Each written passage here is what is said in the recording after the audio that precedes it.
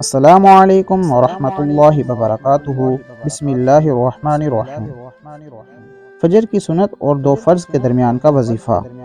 آج کل اکثر لوگ رزق کی تنگی کی وجہ سے پریشان نظر آتے ہیں۔ ان کی اس پریشانی کے حل کے لیے آپ کے لیے دو وظیفے لے کر حاضر ہیں۔ آپ صلی اللہ علیہ وآلہ وسلم نے فرمایا کہ سبحان اللہ و بحمدہ سبحان اللہ العظیم۔ یہ بہت زبردست وظیفہ ہے۔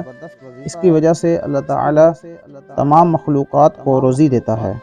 ایک مرتبہ ایک صحابی رضی اللہ تعالیٰ عنہ کے گھر میں رزق کی تنگی تھی، تو آپ صلی اللہ علیہ وآلہ وسلم نے دیکھا کہ ان کو کچھ پریشان نظر آ رہے ہیں۔ تو آپ صلی اللہ علیہ وآلہ وسلم نے فرمایا کیا بات ہے؟ تو صحابی رضی اللہ تعالیٰ عنہ نے عرض کیا یا رسول اللہ صلی اللہ علیہ وآلہ وسلم، رزق کی تنگی ہے۔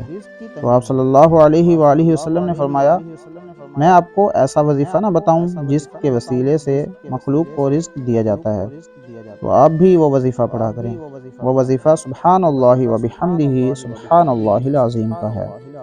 کابرین سے یہ بات ثابت ہے کہ فجر کی دو سنتوں کے بعد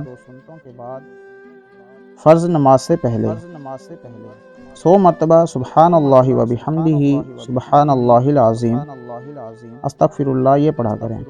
لیکن اگر آپ نے سنتے پڑھی ہیں اور وظیفہ آپ پڑھ رہے تھے کہ نماز کھڑی ہو گئی ہے، تو آپ وظیفہ چھوڑ دیں، وہیں پہ جماعت سے نماز پڑھیں۔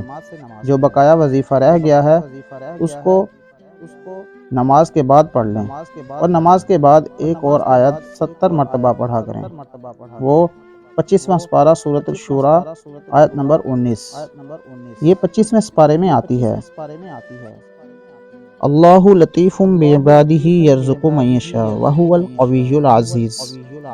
ترجمہ: اللہ اپنے بندوں پر لطف فرماتا ہے، وہ جس کو چاہتا ہے کشادہ رزق دیتا ہے، اور وہی قوت اور عزت دینے والا ہے۔